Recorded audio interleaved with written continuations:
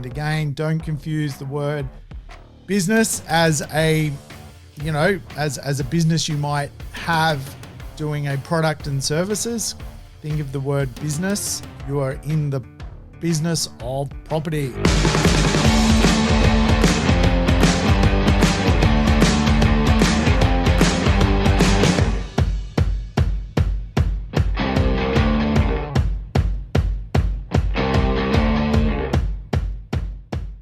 Welcome to the Urban Property Investor. I'm your host, Sam Saggers, here to help you crack the code of real estate wealth. Today's show, code-cracking stuff. We're going to dig into Robert Kiyosaki's Cashflow Quadrant. Yes, we're going right back, folks, to the man that started it all, the big Kiyosaki himself, the creator of Rich Dad, Poor Dad. He's got some great schools of thought when it comes to economics and how to get ahead and how to grow your wealth. So let's go and check out Kiyosaki's Cashflow Quadrant. Of course, welcome back, folks. Welcome back, regulars. Play the show in double speed. You know the drill. Of course, all the episodes I've done are lessons on real estate. So feel free to go back in time and listen to past episodes. And of course, if you've got a friend you think should know about real estate, feel free to be one of those people that pays things forward and share my episode. But hey, everyone is good. I hope you're good. I am well. Life is good. Rafi, the Gopnik Bull Terrier dog that I own, is good. The Gospodar across the street is good. He's not doing Gospodari stuff. In the middle of winter, he is not using the leaf blower at this point. So I tell you what, life is good. I've climbed the Cashflow Quadrant and I'm feeling happy. Have you climbed the Cashflow Quadrant when it comes to Robert Kiyosaki's cash flow concepts? That is what today's show is about. And I think I want to crack this code because this quadrant, when I first read it, it economically really did start to change the way I thought about the world. And I believe I've also improved upon Robert Kiyosaki's cash flow quadrant, which I'll talk to you about. But if you're not familiar with Robert Kiyosaki's cash flow quadrant, make sure you maybe do a little Google search, Robert Kiyosaki's cash flow quadrant, and it'll come up. A little image of it, no doubt, will come up. It's a pretty common Google search. And obviously Robert has written some books. If you're not familiar with Robert Kiyosaki, I mean, he's out on social media these days, does a lot of, alternative thinking around sort of things like, cryptocurrency and so forth. But he wrote a book, Rich Dad, Poor Dad, and he's written some other books as well. And along the way came up with some ways to understand how to get ahead in this world, which is great. We need to listen to mentors and masters at their work. And Robert came up with what is known as the cash flow quadrant.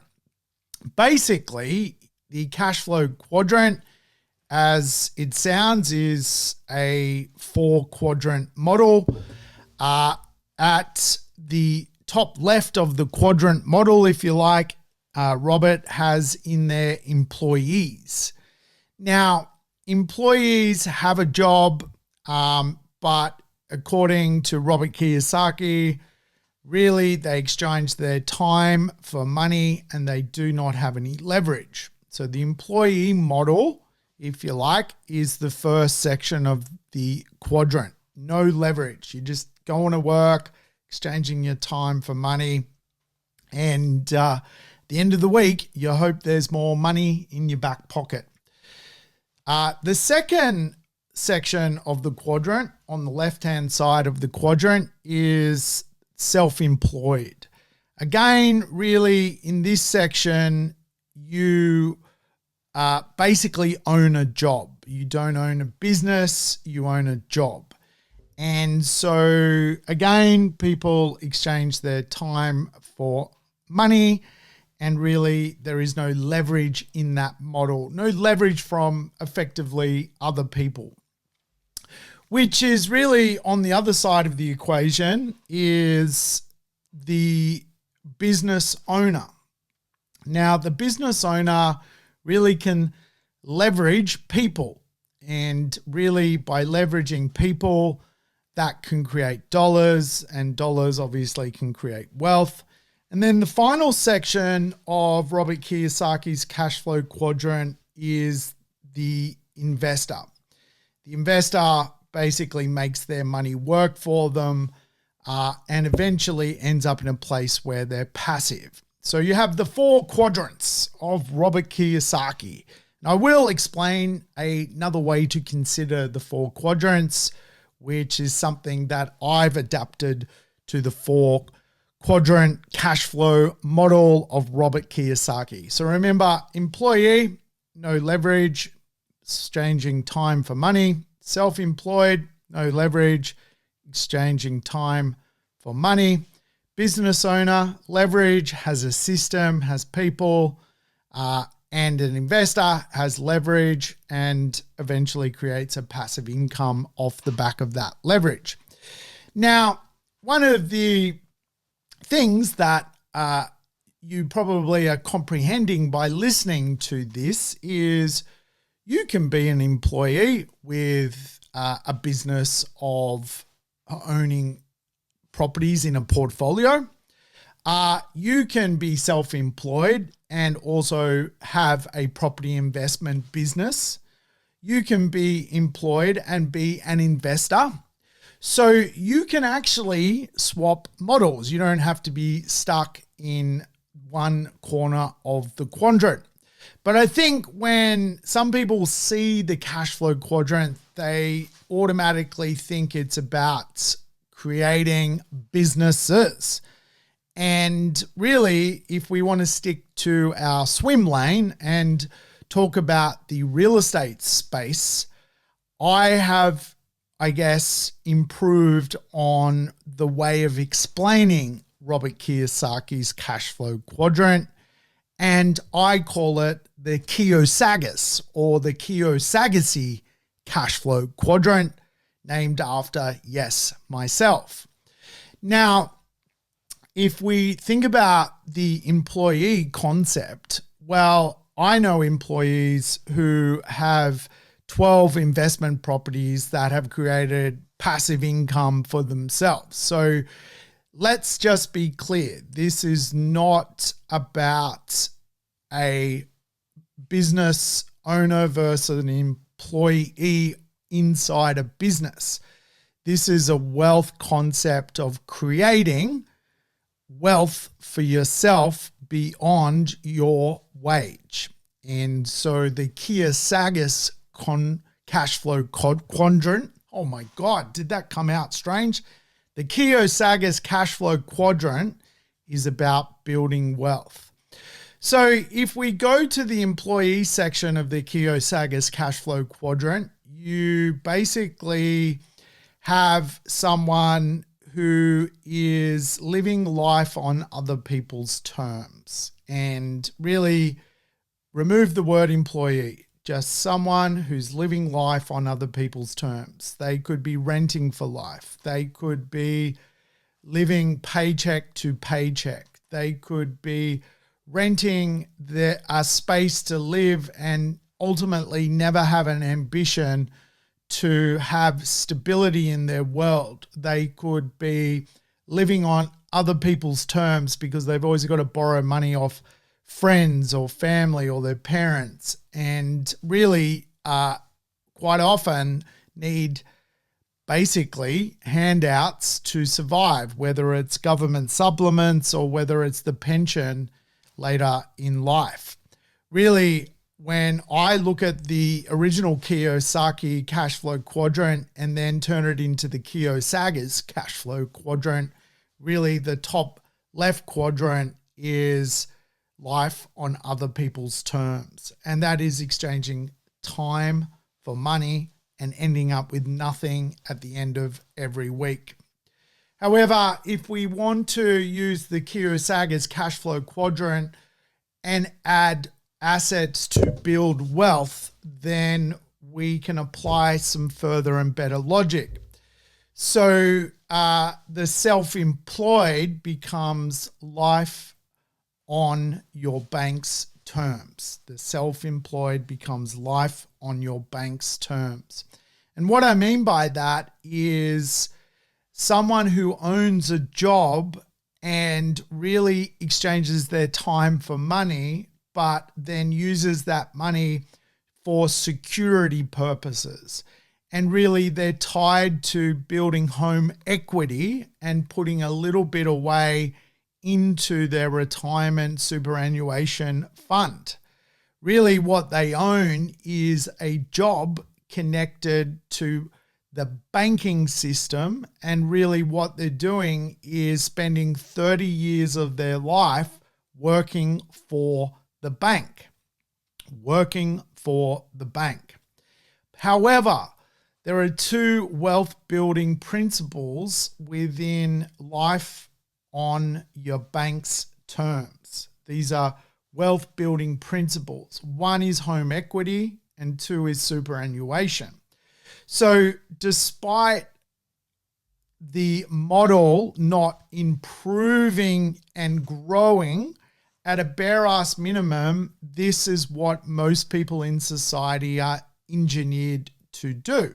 95% of society will, if they do buy real estate, just leave it as their own home and that's it.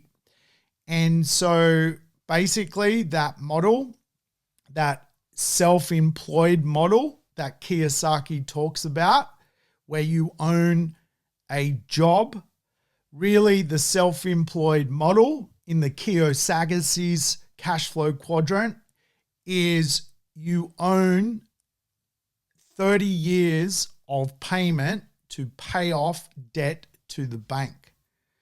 And again, inside that quadrant, there's two of the 7 key assets to build wealth: home equity and superannuation.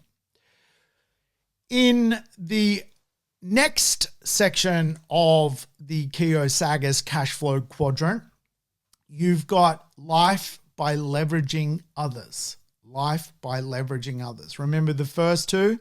Life on other people's terms, life on your bank's terms, and then the third one is life by leveraging others. And this is in Kiyosaki's quadrant B for business owner. B for business owner. And again, business owners use systems and leverage of other people's time, other people's money, other people's skills to build their wealth. That's how business owners grow. They generate growth through models and strategic partnerships and joint ventures and relationships. And they mold effectively intellectual property into a business that eventually creates wealth. Life by leveraging others. And again, for a lot of people going through the quadrants, the Kiyosaki quadrants, when you use the Kiyosaki's Cashflow Quadrant, really you're trying to build upon your wealth, the 7 key assets to build wealth. We know home equity is one. We know superannuation is another. The third is intellectual property. Now, intellectual property is the concept that there are models that create growth out in the world. If you've got your own intellectual property, that's great because it can allow you to leverage and create more wealth. If you don't have intellectual property, you can borrow intellectual property. You can create a relationship with intellectual property. I give all of my intellectual property away on this podcast. But equally, people pay me for my intellectual property, which I share with them in a more meaningful relationship than on a podcast. And people use my growth models. I teach my growth models. I share my growth models. People use my growth models to create wealth out of real estate. My 4X growth plan, my capital preservation plan, my cash flow plans. They use my models to create wealth out of property. And again, really, when you analyze life by leveraging others, this is a really key principle of becoming a business owner. Now, when you analyze Robert Kiyosaki's Cashflow Quadrant, effectively, you've got employee, self-employed, business owner, investor.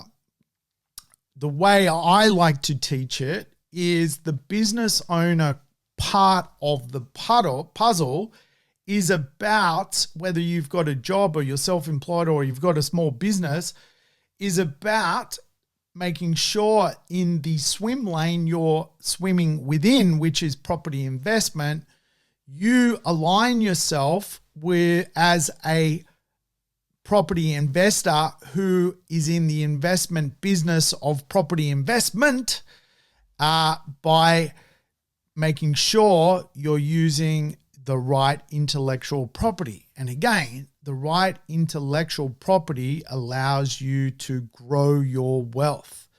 And so again, the concept of property investors using a system and leverage and other people's time, other people's money, using the bank's money, leverage, other people's skill, buyer's agents, investment agents, property investment advisors, tax accountants, financial planners, using other people's skill.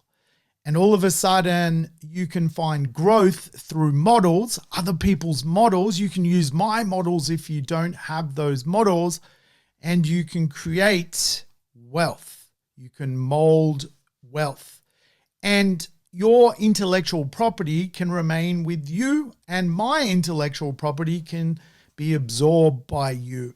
Again, if you think about the 7 key assets to building wealth, it's home equity, it's superannuation, it's intellectual property, it's also joint ventures. You can do joint ventures with other people's time. You can do joint ventures with other people's money.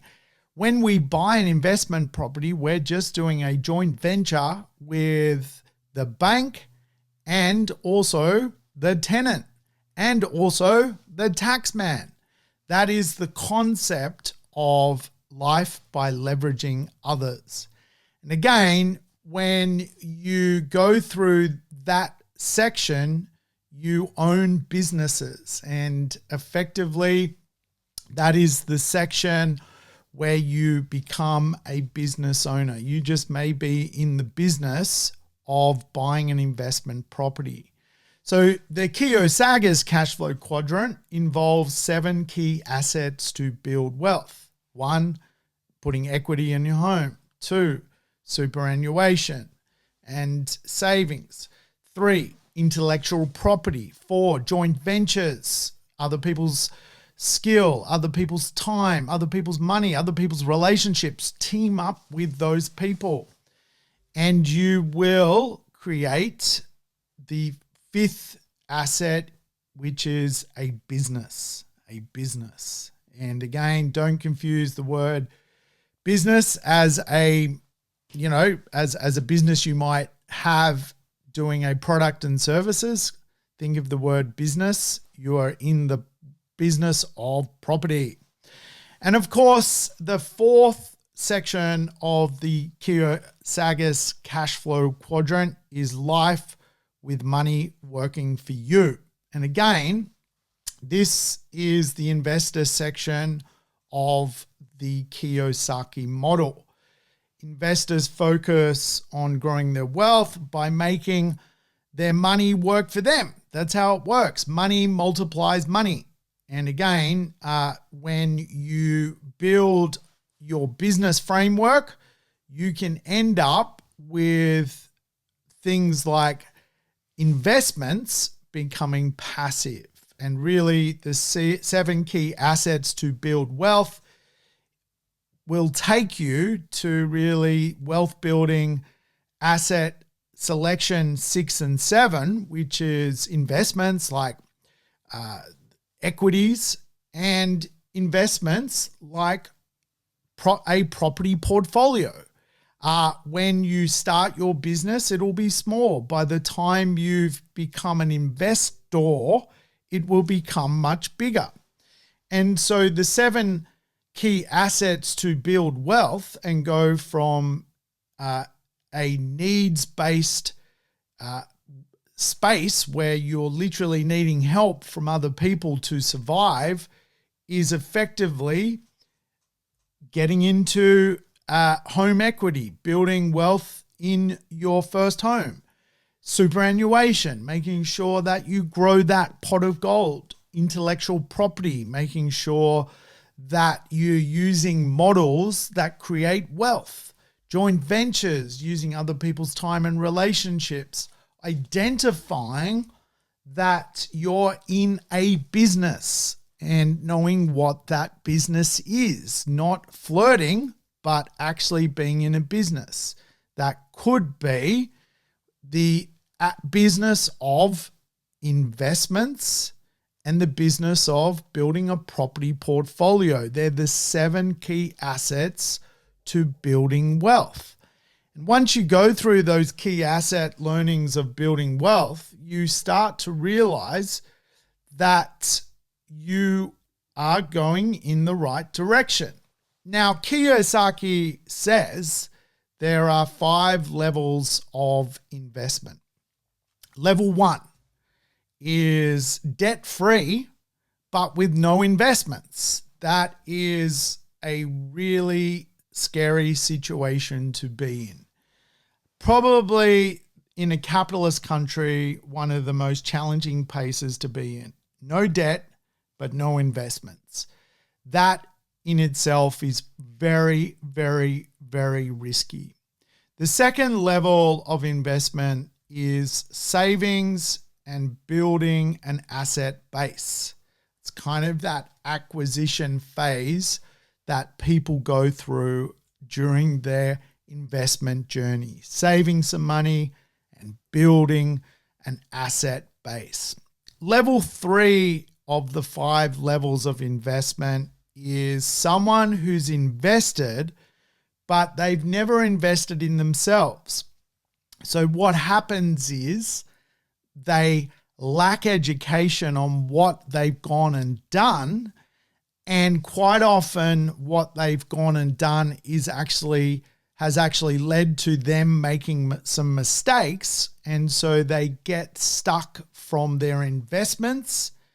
And at the first sign of trouble, they actually retreat out of being an investor. So what happens is people go from level 1, which is basically have nothing, to level 2, which is building an asset, to level 3, holding that asset and realizing they've made a mistake, or they built the wrong properties, or they bought the wrong assets to begin with. And all of a sudden they realize that education matters. And so they go from either level 3 to level 4, or people basically leave level 3 and go all the way back to level 1, basically debt-free with no investments.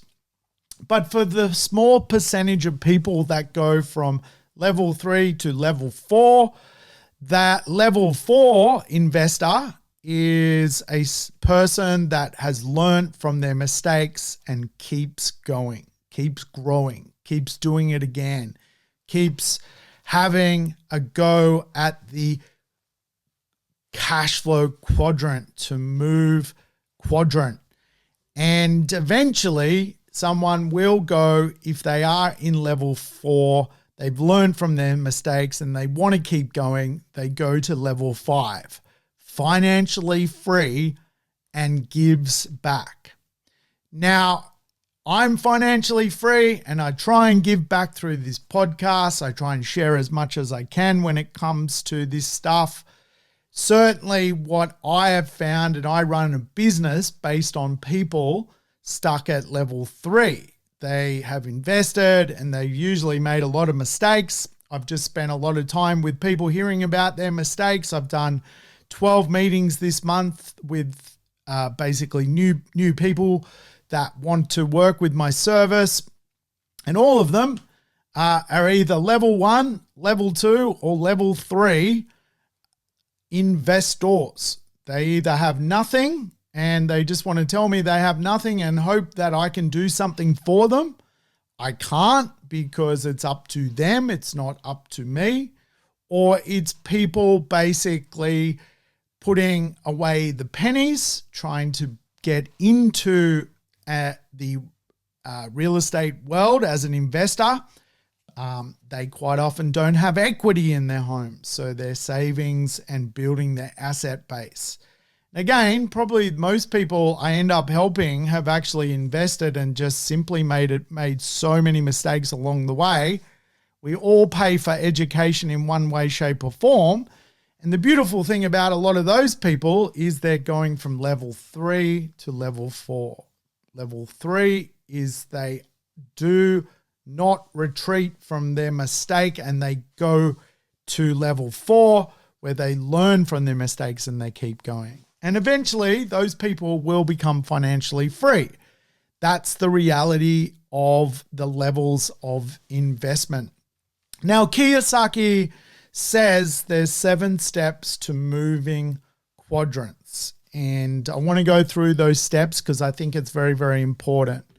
The first step from moving quadrants is basically just stick to your knitting, mind your own business, look after yourself, make sure that you're growing yourself. And too many people get caught up in what's happening in the world, the trials and tribulations of life on earth.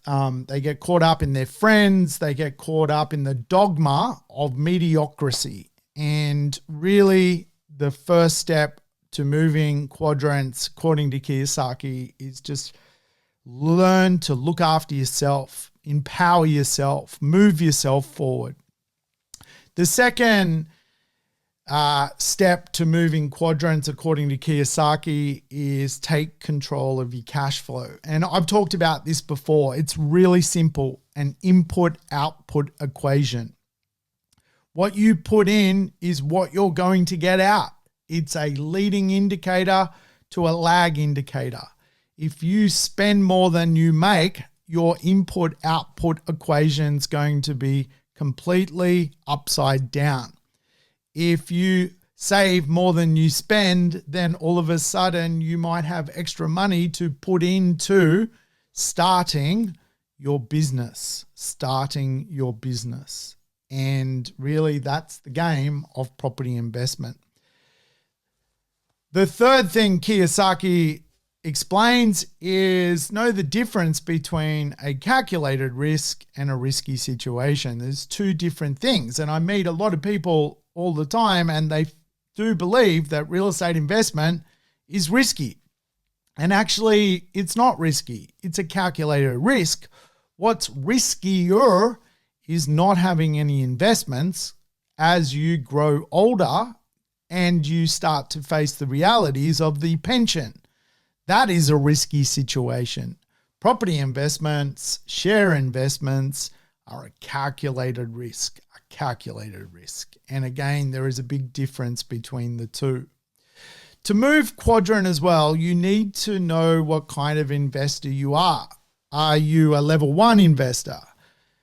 Just by acknowledging you're a level 1 investor is an important step. You may be debt-free with no investments right now, and that's okay because there's no such thing as a born property investor.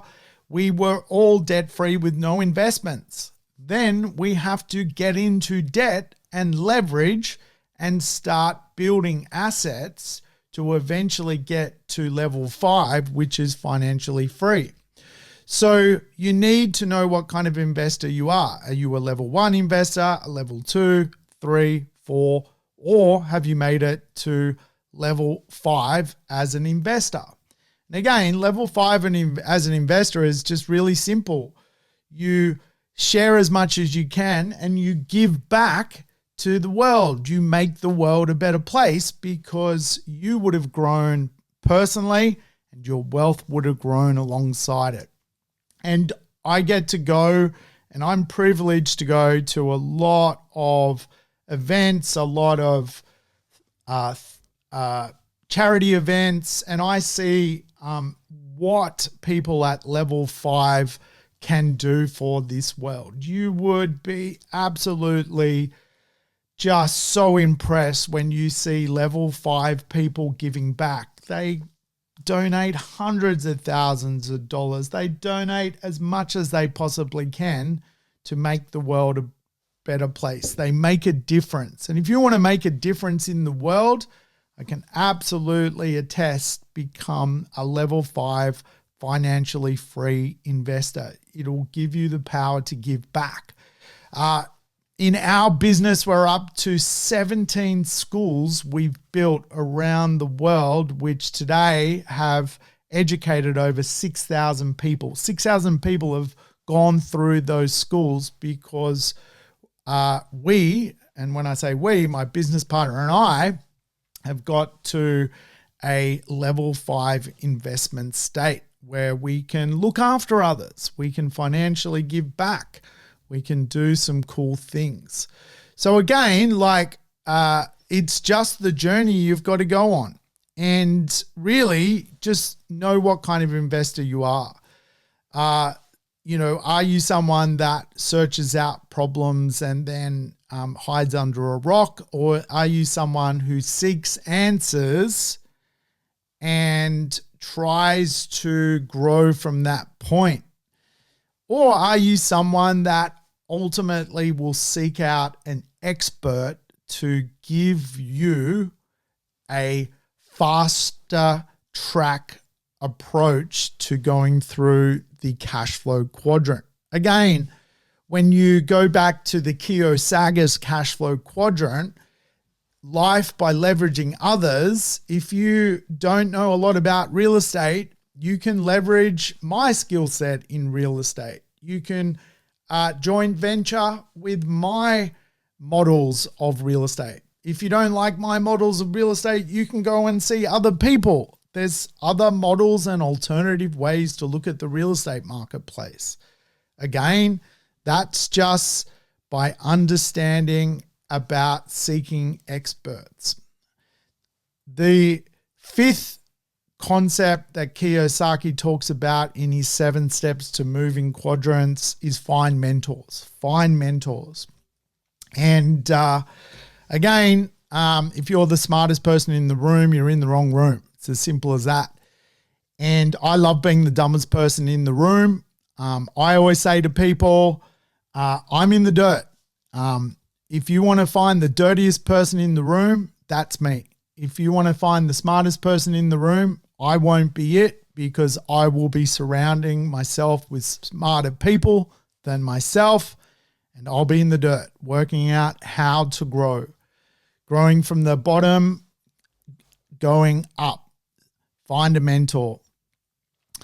And the 6th step to moving quadrants, according to Kiyosaki, is making your disappointments your strengths. The truth is, real estate investment, any form of investment, there's lots of problems, there's lots of challenges, there's roadblocks, there's things that no one could ever predict, there's challenges that people will never see, and they come your way, whether it's blindsided by a tenant not paying rent, whether it's, some sort of insurance claim on your property, whether there's some sort of building problem with your property, whether you've just tipped $15,000 down the drain literally to fix a pipe. Make those disappointments your strengths. That's how you move quadrant. And too many people let little things cheat them out of big opportunities and never get past becoming a level 3 investor. They get stuck and they go backwards. They retreat to level 1. And of course, the power of faith is the final Kiyosaki tip. The power of faith. Have a little faith in the asset class if you're going to be a property investor. Give it time. Give it time to do its thing. It's not an overnight success, real estate. It takes time to grow. Markets can be sent sideways for years at a time, but if you've got the right asset, stay the course. Stay the course. The power of faith. Faith in others, the faith in models, the faith in joint ventures, the faith in intellectual property, the faith in yourself. Have faith and you'll grow as an investor. All right, folks, I hope that was worth your time. I don't want to be accused of wasting people's time, but hey, it's time for me to do something else. I'm going to, head off for lunch. Uru. Thanks for tuning in to the Urban Property Investor. To never miss an episode, make sure you subscribe to the podcast on your favorite app or on YouTube. I would love it if you could give the show a rating and share it with your friends and family. In between episodes, you can always keep in touch with me by connecting on social media over Facebook, Instagram, or LinkedIn. Until we meet again on the next episode of the Urban Property Investor, take care and bye for now.